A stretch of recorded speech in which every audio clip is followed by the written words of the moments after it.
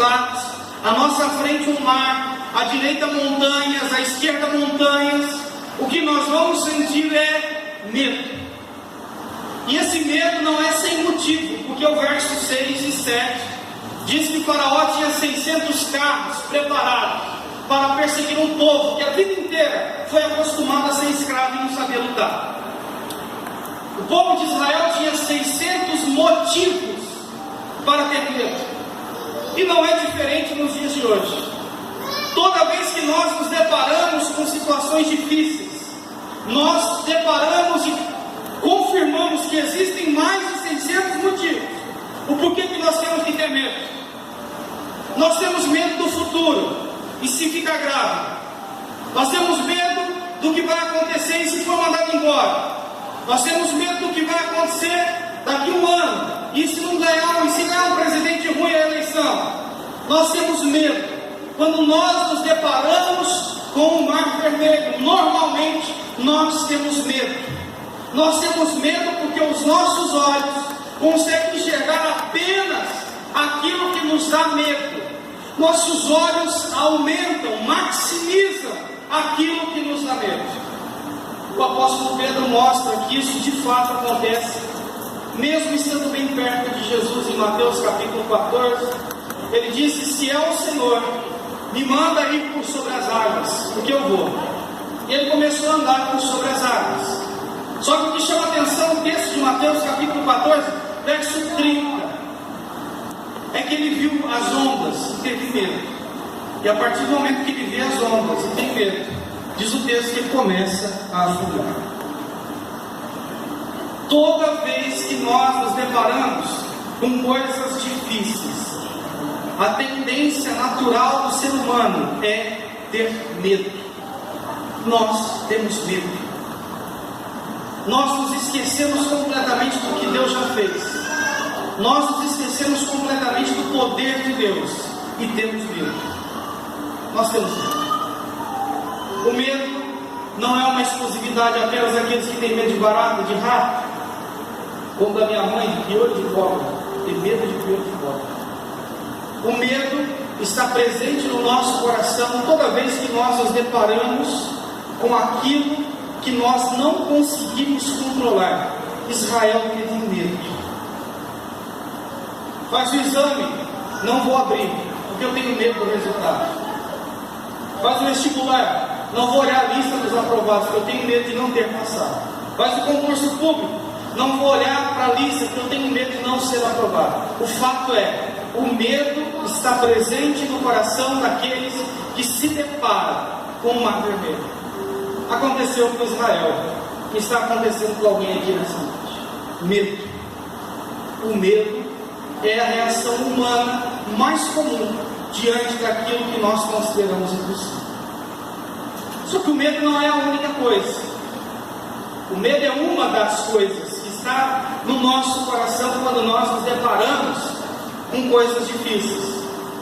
O texto vai falar agora no verso 11 que Israel tem uma segunda atitude normal de quem está diante de coisas impossíveis.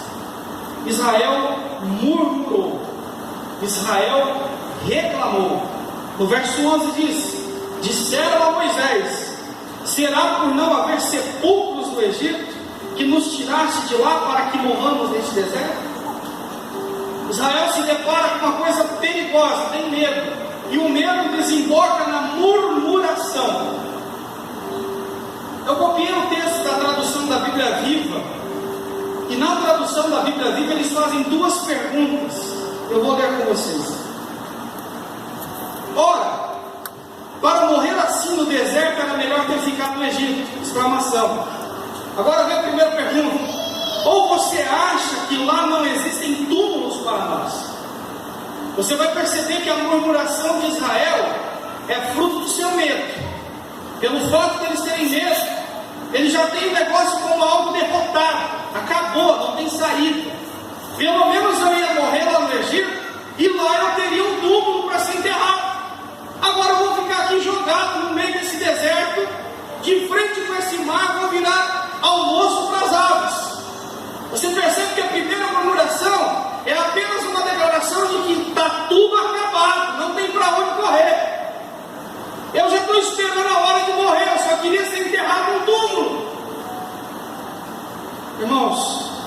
quando nós passamos por situações impossíveis, nós começamos a murmurar, e começa aquela roda de murmuração.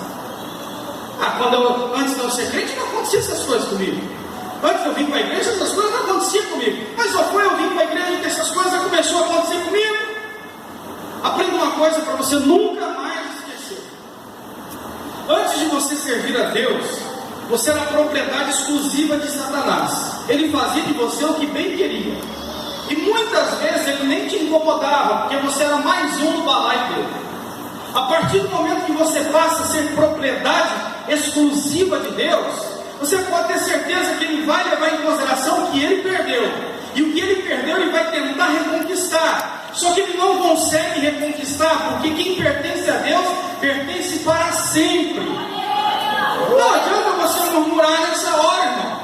As coisas não estavam melhor antes. Na verdade, é que você estava tão cego que aquilo que era tão ruim não te fazia mal. E agora que você está tendo clareza sobre o que é bom, você está a considerar que talvez isso seja algo difícil. O fato é que o medo leva o homem à murmuração. Israel já tinha tido como perdida a causa. Eles só queriam apenas um túmulo. A segunda pergunta que eles fazem no texto, verso 11: por que inventou essa história de nos tirar do Egito? Por que você foi mexer com isso? Moisés, eu estava quietinho lá, era escravo. É a ideia de eu reclamar de onde Deus me tirou. No final do ano passado, eu fui fazer uma oração na Câmara dos Vereadores, e ali a gente faz uma leitura de uma palavra, uma breve reflexão e uma oração. E a palavra que veio no dia foi sobre gratidão, se eu não me engano, no mês de outubro. E naquele momento, o presidente da Câmara, um homem temente a Deus, ele disse uma coisa que marcou: que enquanto a gratidão é louvor aos ouvidos de Deus, a murmuração é um louvor aos ouvidos de Satanás. Toda vez que alguém está diante de uma situação difícil e começa a reclamar, e reclamar, e reclamar, e reclamar, estamos jogando na cara de Deus que aquilo que Deus faz não é bom, Deus não é bom o suficiente, Deus não tem sabedoria o suficiente, o seu poder falhou em nossa vida. Toda vez que nós fazemos isso, nós estamos agindo dessa forma. Nós estamos mostrando que de fato nós não consideramos que aquilo que Deus faz é bom. O medo nos leva a murmurar, a murmurar. Pastor, quando eu era solteiro eu não tinha esse problema, eu tinha uma vida tão boa, só falava mais essa coisa desse marido, essa coisa dessa mulher. Quando eu estava lá no outro lugar, eu não tinha essa dor de cabeça, só foi entrar nesse serviço, e aí eu começo a ter essa dor de irmão, não paro de reclamar, pelo amor de Jesus. Não reclame, não murmure. Não murmure, não reclame, porque isso é a atitude humana diante da dificuldade. É o que Israel fez, o medo e a reclamação. Sabe as palavras do vereador que nos disse isso? Algo assim ele nos falou, querido. E se você olhar o versículo 12, olha o texto. Nós estamos entendendo qual que é a reação natural diante daquilo que é impossível. Nós estamos vendo qual que é a reação natural diante daquilo que é impossível. Primeira coisa, medo. Um medo que nos trava. A segunda, reclamação. E a terceira, o final do verso 12 diz: pois melhor nos fora servir aos egípcios do que morrermos no deserto. Por isso nós entendemos que normalmente na hora daquilo que é impossível, o nosso coração tende com facilidade a nos dividir na hora que a coisa vai apertando. Se levantasse um líder ali falando: estou voltando para o Egito, vou fazer as pazes com o faraó, você pode ter certeza que boa parte desse grupo voltaria com ele, porque é um sentimento normal, humano, na hora da dificuldade, o sentimento de divisão. É por isso que muitas vezes na hora da tribulação, o marido quer sair de casa, a mulher quer sair de casa, você quer jogar tudo para cima, você já não quer mais vir para a igreja. Por quê? Na hora da dificuldade, a tendência do nosso coração é dividir as coisas. Essa é a tendência natural. Na hora da dificuldade, dividir. O medo, a reclamação e a divisão são as reações naturais quando nós nos deparamos com aquilo que é impossível. Isso é natural do nosso coração. Porém, entretanto, Deus não nos chamou para vivermos apenas uma vida natural. Aliás, Ele nos comprou daquilo que nós vivíamos, nos tirou do Egito, para viver o sobrenatural. Porque até aqui Israel havia presenciado somente o sobrenatural. As pragas que Deus enviou sobre o Egito eram um ato sobrenatural de um Deus sobrenatural. E agora Israel está diante de uma dificuldade que está agindo de forma natural, mas não era para agir de forma natural. É por isso que Deus levanta Moisés para trazer ao povo qual é a vontade de Deus nesse momento. E é por isso que Deus te trouxe aqui nessa noite, para que você entenda que se você agir de forma natural, você vai colocar tudo a perder. Mas se você levar as coisas para o lado sobrenatural, a tendência é que você saia daqui com o coração renovado, para enfrentar essa semana de cabeça erguida, para passar por esse mar vermelho de cabeça erguida, e para chegar aonde Deus quer que você chegue. Aleluia! Glória a Deus! E se você olhar o versículo 13, você vai ter a resposta. A reação que Deus espera diante das situações desesperadoras. Olha o verso 13. Moisés, porém, respondeu ao povo. Moisés já havia sido crucificado nessa altura do campeonato. O povo já estava com medo, o povo já estava reclamando, o povo já estava querendo dividir. O que chama a atenção é a reação de Moisés. Moisés, porém, respondeu ao povo. Olha aqui, irmãos, verso 13: não temais, ponto e vírgula. Moisés vai bater justamente naquilo que o povo estava desesperado. O povo estava com medo. E Moisés fala: não tenha medo.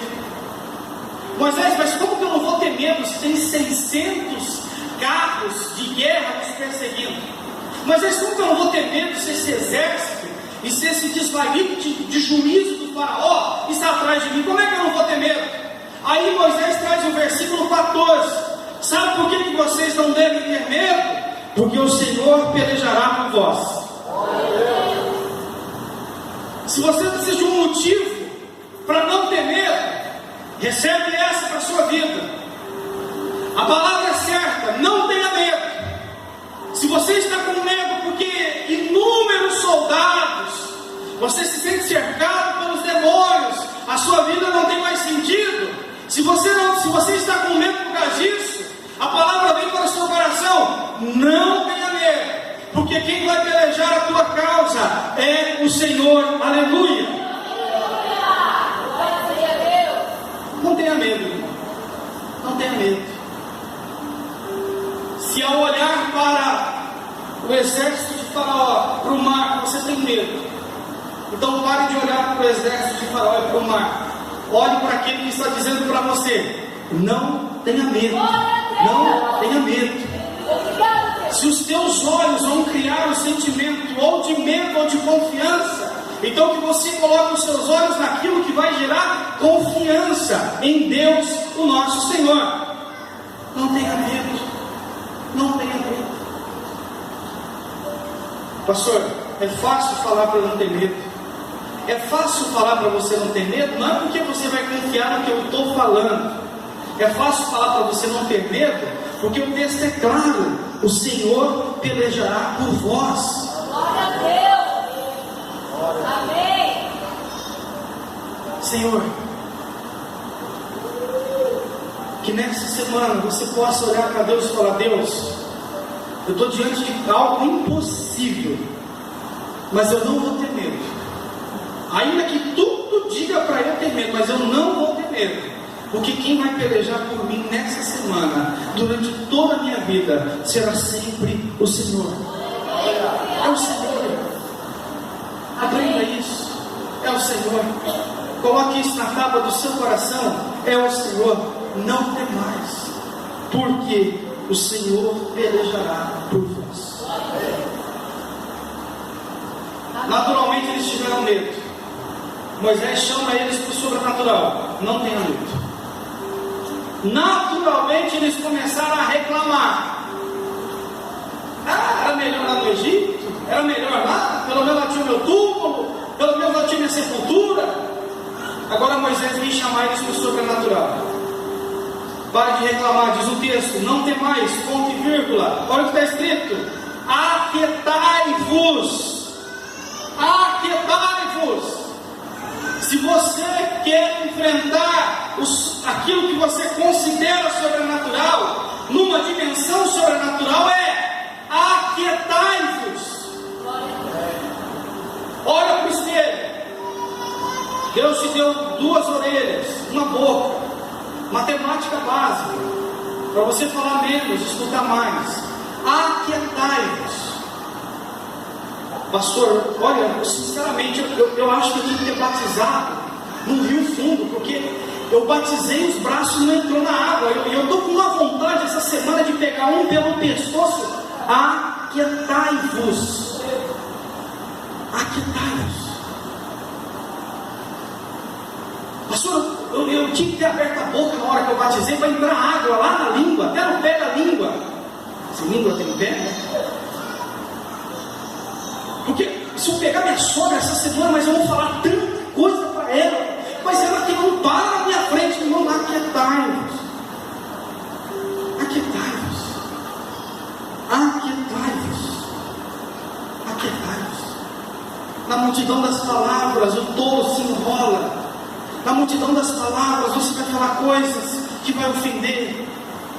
Na multidão das palavras, você vai começar a desanimar as pessoas.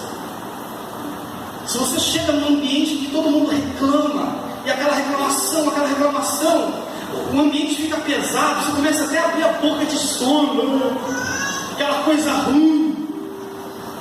Aquietai-vos. Aquietai-vos. Não fala nada. Pastor, eu não vou falar nada. Por que eu não tenho que falar nada? O Senhor pelejará por vós. Se você tem motivo para reclamar, você também tem motivo para ficar calado. Aquietai-vos, porque quem vai justificar a nossa causa é Deus.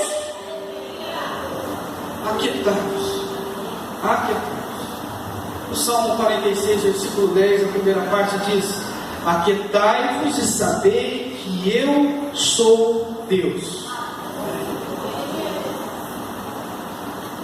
Natural, medo, reclamação. Sobrenatural, não tenha medo e fica quieto. Não fala nada. Não fale nada.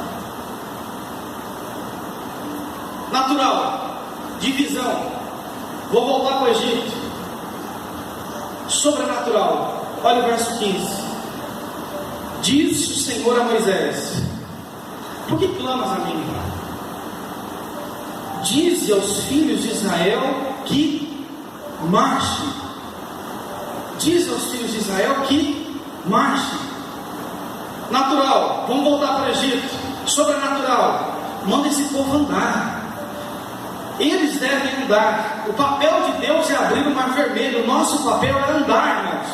O papel de Deus é afogar o exército de Faraó. O nosso papel é andar, é marchar. E não marchar de volta para o Egito. Marchar vai nos trazer a ideia de andarmos de forma uniforme, numa mesma passada, no mesmo ritmo, até chegarmos onde Deus quer que nós cheguemos.